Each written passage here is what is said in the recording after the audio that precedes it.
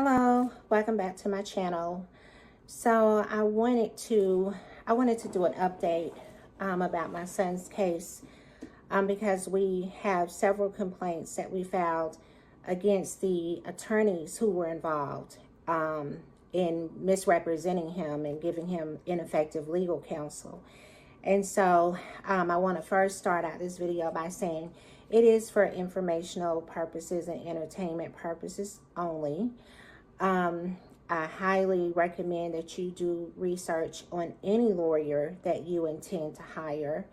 And I want to say that this is my experience. If you have hired Stacey Flynn and she did an outstanding job for you, kudos to you. I'm not a hater. I am telling my experience with her.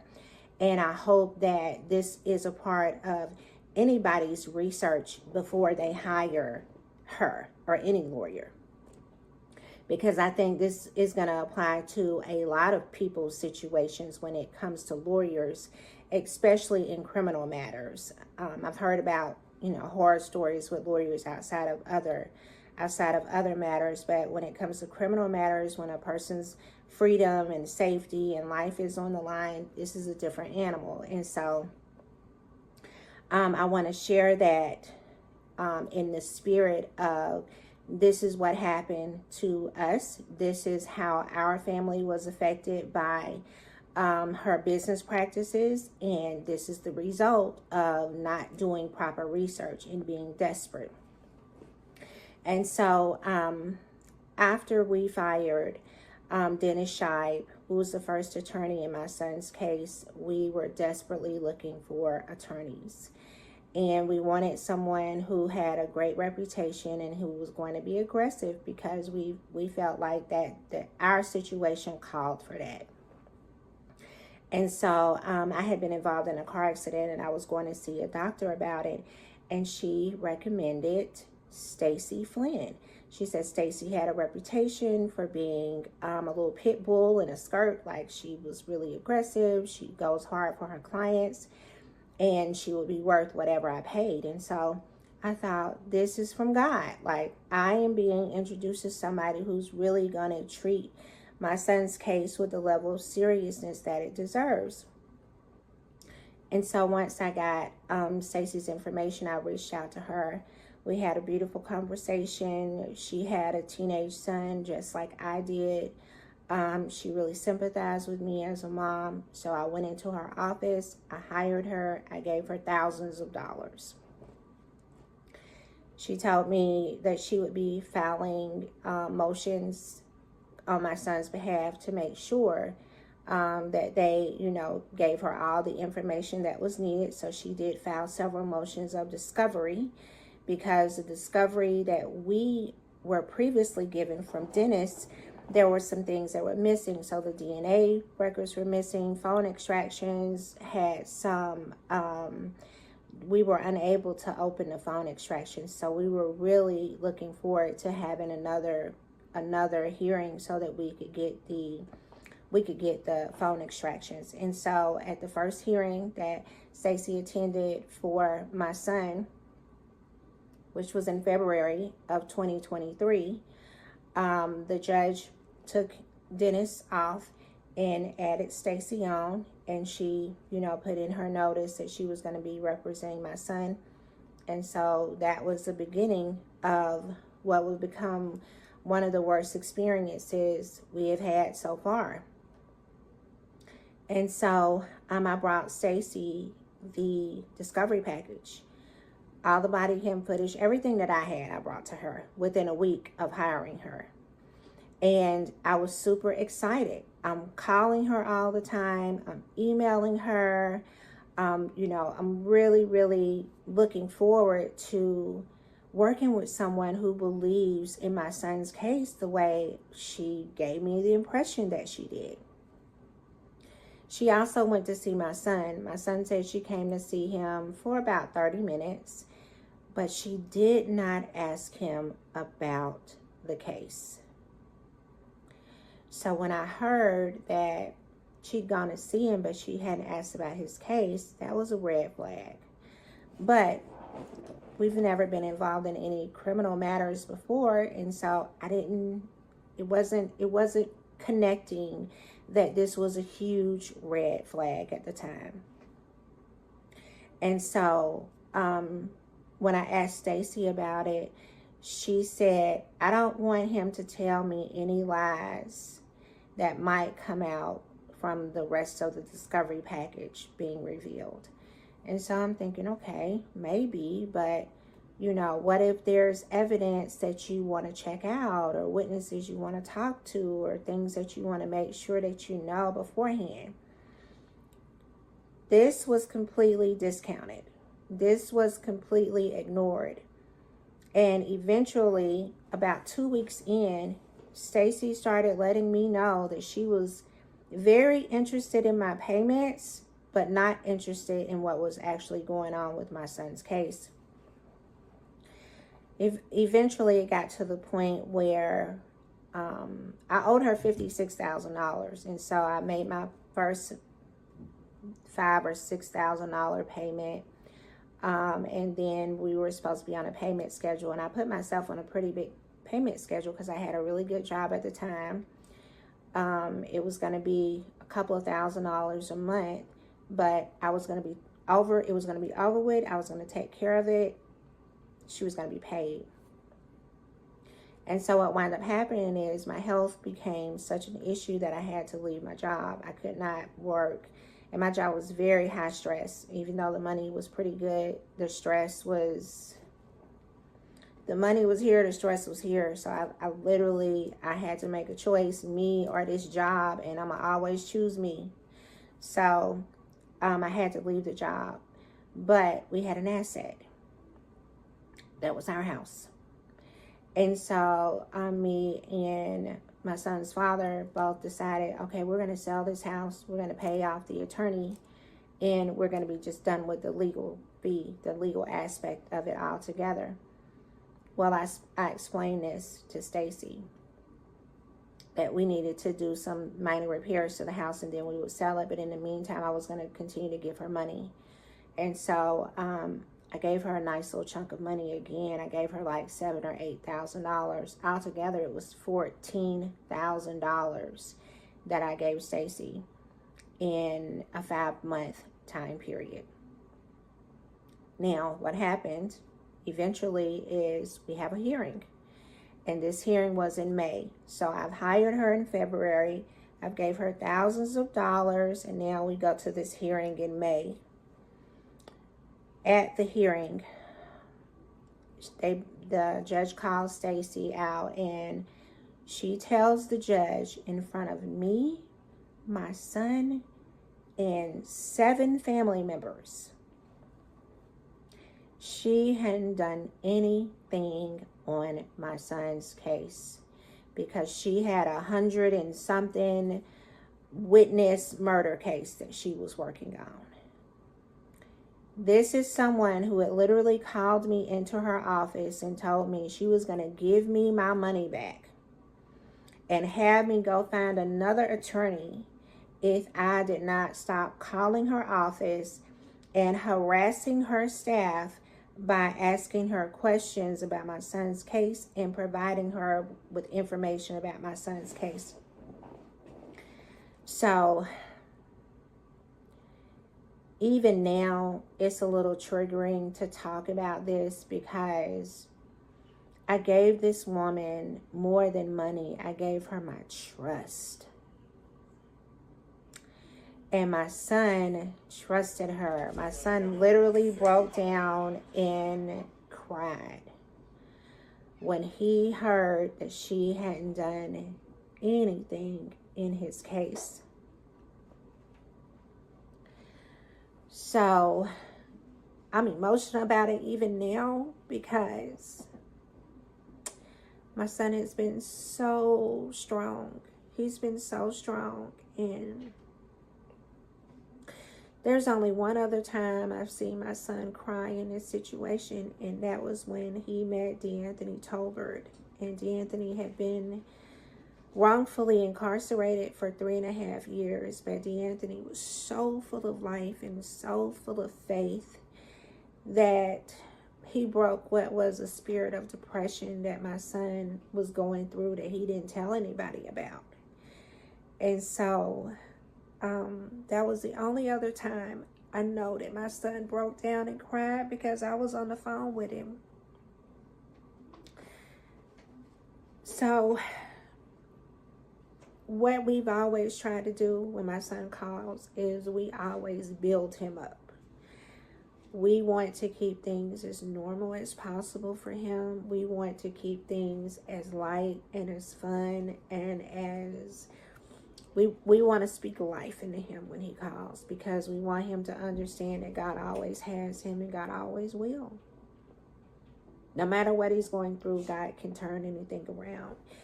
And so my son breaking down, crying that day, it really hurt. It really hurt. And so I made a decision. If she did not put in the proper motions once she got the DNA results, which we knew were going to exonerate my son, I was going to fire her. And sure enough, she gets the DNA report. It exonerates my son, and she still doesn't file a single motion in support of my son. So we found out later that there was video footage of the neighbor of the woman who accused my son of breaking into her home and stealing her car and assaulting her and her child. And that video footage expired 180 days after the incident. So we had one lawyer who did absolutely nothing, and then we had another lawyer who, within that 180-day time period, did nothing to secure evidence and make sure it would be available to exonerate my son.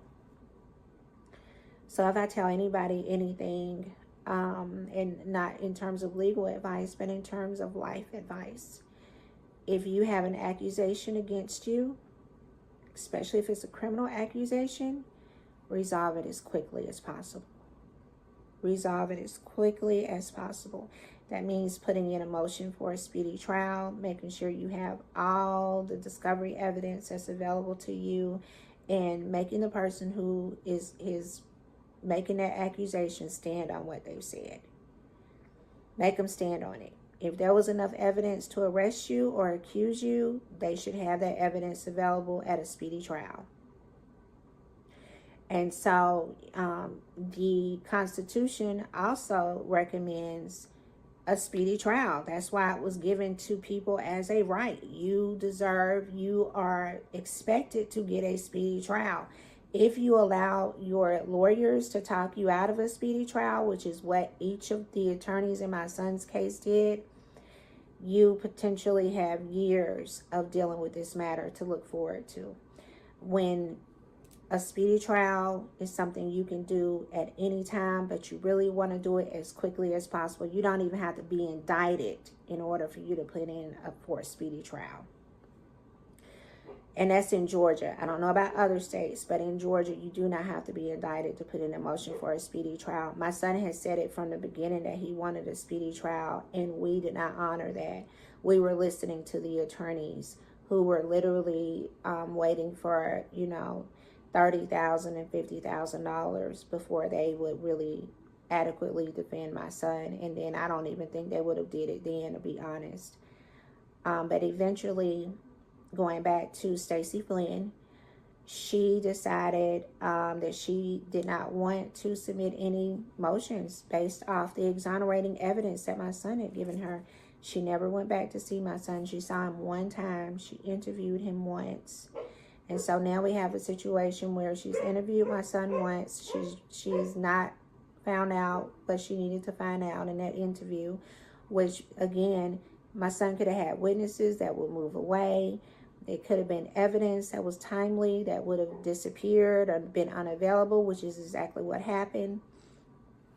And then you have a situation where my son could have been hurt in there. Something could have happened to him while, you know, she was making sure she took her time about adequately defending him. And so that is why I fired her. And so I fired her in May. I fired her a week after the court hearing. And we gave her notice. So we recorded on my phone my son calling her office and leaving on her voicemail that she was terminated. And I still have that recording because Stacey will lie, as she did on the grievance, in her answer to the grievance, and say that she withdrew. She did not withdraw. She was fired. So in June, I go onto the internet and I leave a 1-star review for Stacey. That 1-star review says, believe the bad reviews.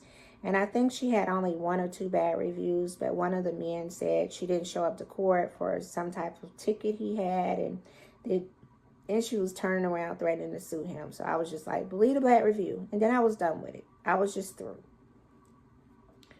This was in May or June. So about 6 months later, in November, Stacey all of a sudden reaches out to me. Now, my son has been, at this time, my son has been appointed a private attorney, but the state is paying for it because of some conflicts with the young lady who's accusing him, who had a public defender, a conflict public defender, and then the person who stabbed him in the jail had a public defender. So the state was paying for a private attorney to represent my son. And so all of a sudden, Stacey is reaching out to me. That was kind of weird. But she reached out to me to tell me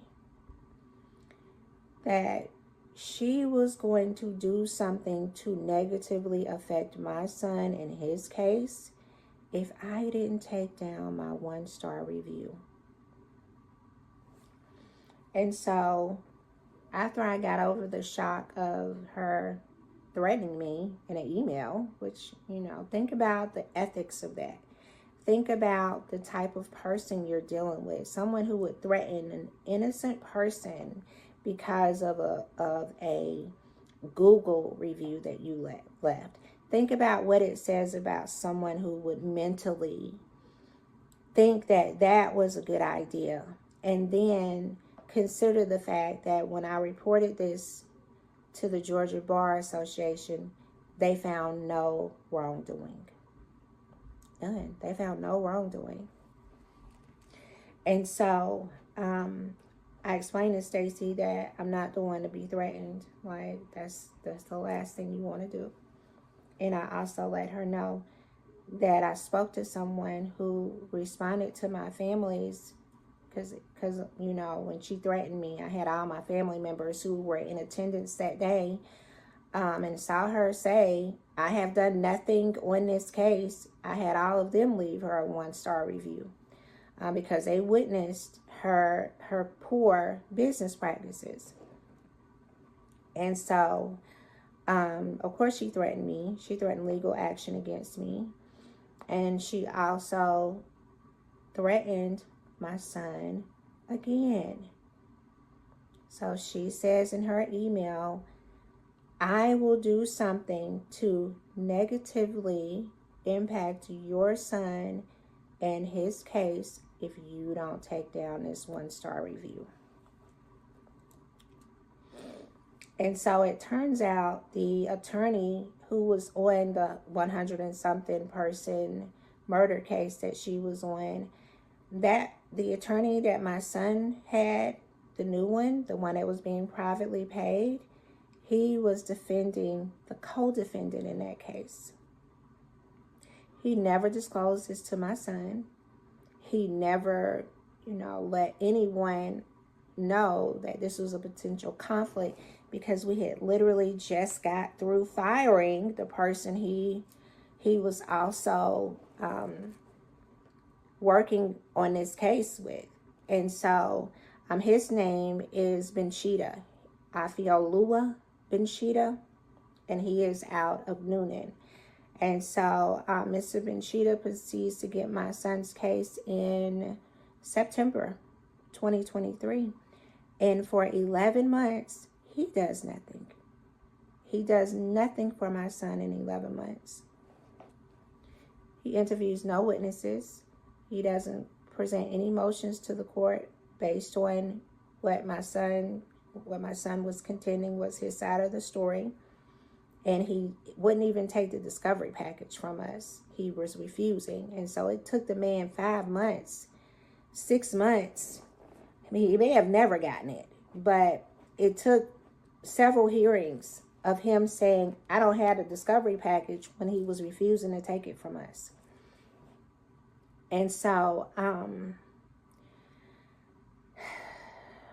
we are at the end. We're at the end of this. And I know that my family has not gone through this for anything. It hasn't been for nothing. What we experienced with Stacey Flynn was something I would not wish on my worst enemy, because of how I opened to trusting and believing that she would do the right thing. And honestly, if she would have went in there hard, if she would have put in emotions and done the things she was supposed to do, we would have sold our house. We would have sold our house. Because for us, in our minds at that time, it would have been worth it to sell our house. And so after that experience with Stacey, realizing that I was getting ready to sell my house so that I could pay for an attorney for something my son didn't do, I really had to think about, like, what's going on here? There's some other stuff going on, that people are having to sell their homes to defend their loved one from a false accusation. That within itself is a whole, I mean, that's mind-blowing. That's mind-blowing.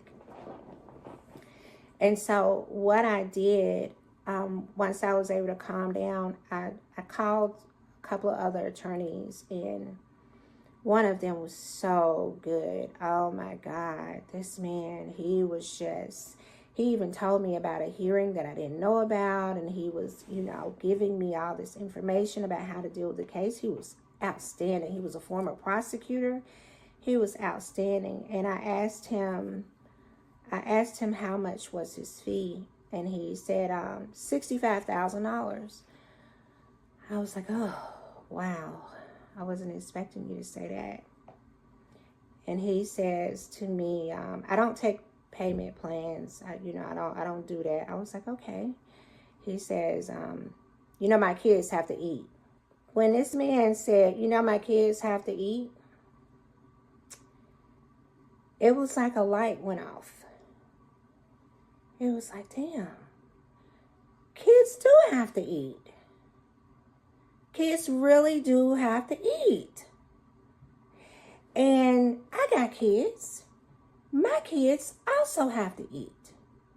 So if I have to make a decision between whether or not your kids are going to eat or my kids are going to eat, I know I'm definitely going to choose that my kids are going to be fucking eating. And so it's like it broke a spell. It broke a spell, because up until that point, I was willing to put myself into whatever kind of debt I needed to get my son out. And then I really understood that this is business. This is not about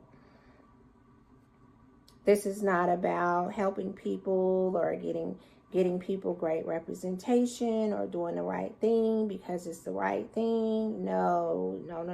This is business. This is, my kids need to eat caviar, steak, and champagne.